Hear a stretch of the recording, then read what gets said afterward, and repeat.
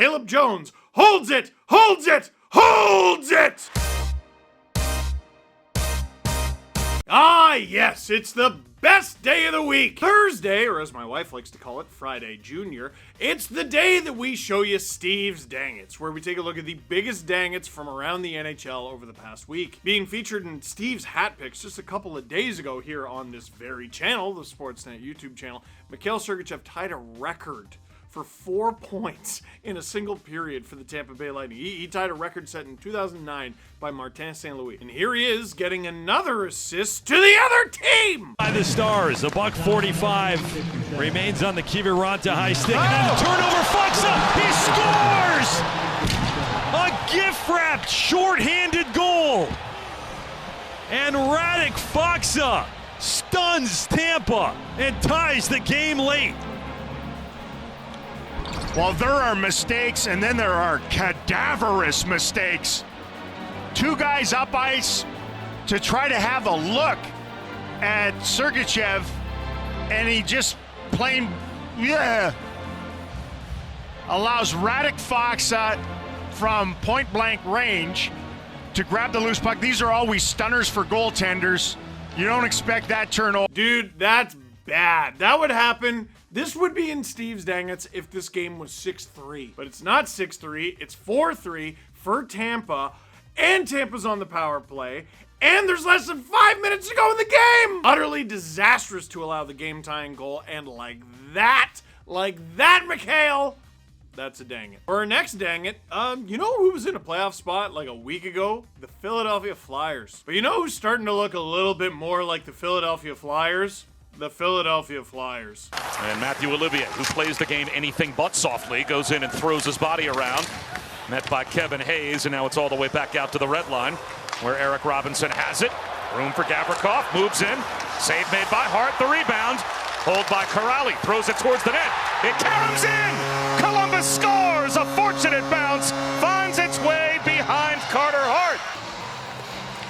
Here you see the Flyers go for a change. I mean, that is just an ill-advised change. I mean, the Columbus has control of the puck. It allows them a free entry. The initial save by Hart, and just an unfortunate bounce here. You can see Justin Braun trying to poke the puck out of harm's way. Unfortunately, knocks it into Carter Hart and through Carter Hart, but an unforced error for the Flyers. You know, Justin Braun wears this one because obviously he scored on his own net, even though Braun got the own goal. Can we look at this line change? The line change from Hack. Hack is fine. Hack is fine. Ben Hayes, and now it's all the way back out to the red line, where Eric Robinson has it. Room for Gavrikov, moves in. I mean, what the heck are they doing? Are you trying to send John Tortorella back to broadcasting? Because that's how you send John Tortorella back to broadcasting. Speaking of John Tortorella broadcasting, bonus dang it, here's Tortorella on the headset that very same game. Torch, you guys give up the first goal. Just thoughts on your team's start here so far in the first 15 plus minutes. We suck. We haven't forechecked. We haven't done anything as of right now. What do you want to see differently? Forecheck.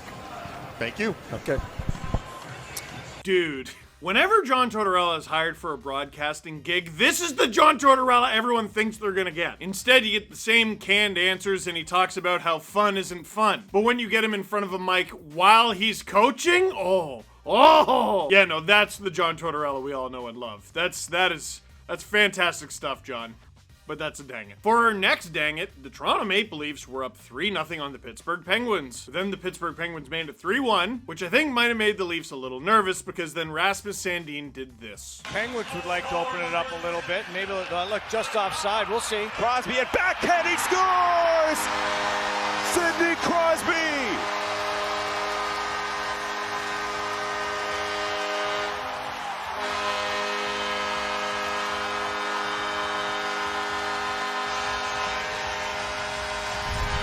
It's good to go, and one of the great backhands in the game on that flat blade is Sidney Crosby's, and he beats Matt Murray to the blockers. You know that scene in Anchorman where Ron Burgundy jumps into the panda enclosure and says, "I immediately regret this decision." Look right here, look. That's Rasmus Sandin giving the puck away to Sidney Crosby. That is coming face to face with a velociraptor in Jurassic Park and your gun jams. That is all sorts of other bad things from cinema. You do not want to give the puck away to Sidney Crosby. He scores. and that's a dang it. For our next dang it, two things can be true at the same time. Number one, Erik Karlsson is having a truly spectacular start to the season, and number two, skating is hard. Into the corner hurdle, back for Barabanov, up high for Karlsson. Karlsson falls and Shaw's off to the races. He has Dewar with him. Shaw, Dewar, scores!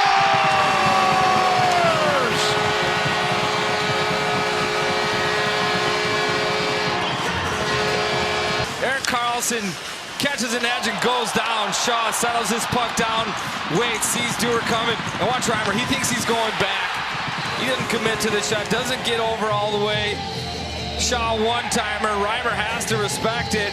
Man, he is not the only guy that we've seen do this season. I call that the Brett Kulak special. He did it in back-to-back weeks. But if teams keep it up, they're going to start taking penalties on purpose, because apparently the most dangerous is when you're shorthanded, because they'll get you. Dewar skates in, Dewar does her, and that's a dang it. I know, it's not my best work, it's not. For our next dang it, this one must have just missed the cut for last week, because it feels like more than a week ago. This past offseason, the Edmonton Oilers signed Jack Campbell to a 5-year deal paying him $5 million per. Since the beginning of that deal, at the beginning of the season, it has gone, well, just look. And Edmonton's 0-2 when playing a two-man. Here's a turnover to score. Campbell tried to clear, Foss knocked it down and shot it into the net in one motion. 7-2 Canes.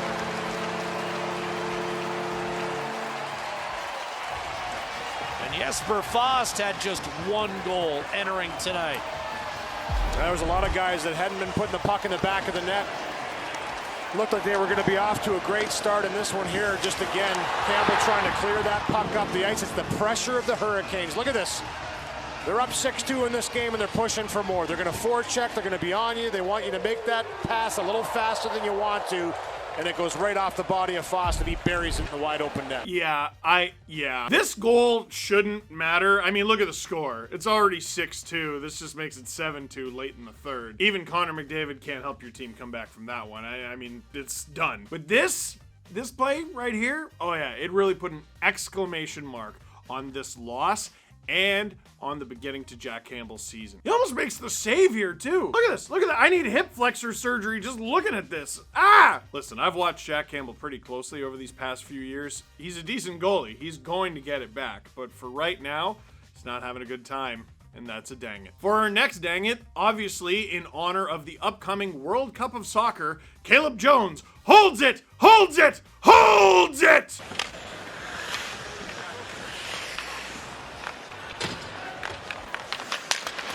Tipped and taken away, and a score for Andrei Svechnikov. Good mitts. There he is standing right in front of Peter Mrazek. He's able to bat that puck out of midair. Right to who else but Andrei Svechnikov. I mean, this is a gift for 37 White. Shoots the rolling puck right along the ice. No, wrong red jersey, nope. You see, the Carolina Hurricanes are a very good team. The Chicago Blackhawks, let's just say they have lower expectations. People think the difference between a good team and a bad team is skill. A good team is going to have way more skill. And yeah, I would say Carolina probably has more skill than the Chicago Blackhawks, but the players on the Chicago Blackhawks are capable of doing truly incredible thing. I think the big difference between a good team and a bad team is decision making. You want to see a bad decision? Producer Nick, can you show it again? Cough. I mean, this is a gift for 37 White.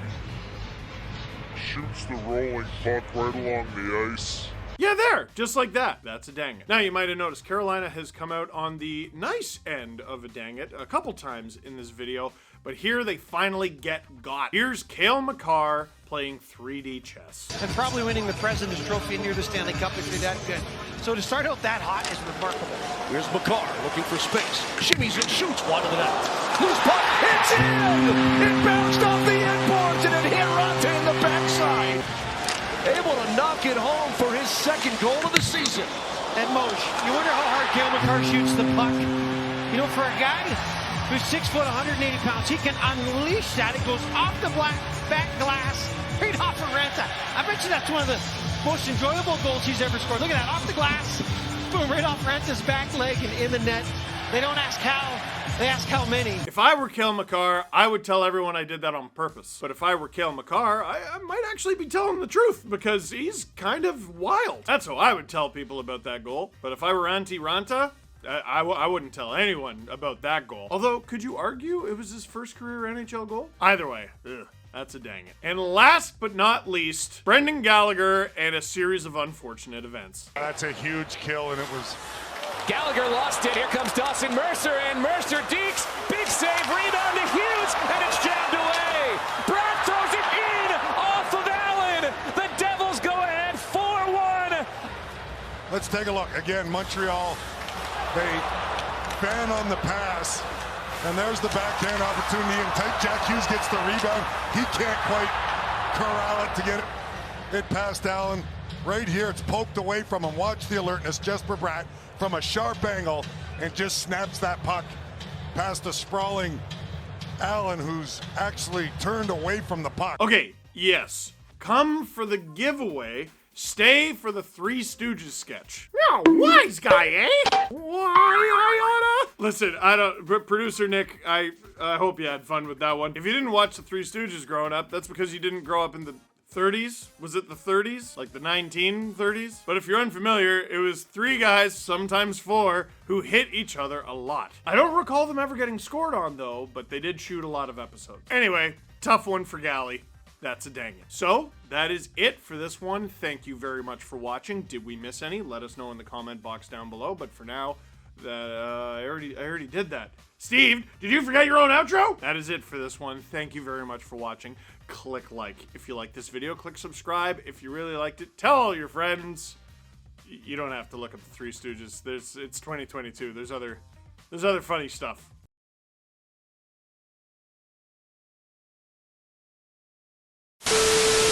No, wise guy, eh? Why? Way to go, you nincompoop. Nice going, Chowderhead.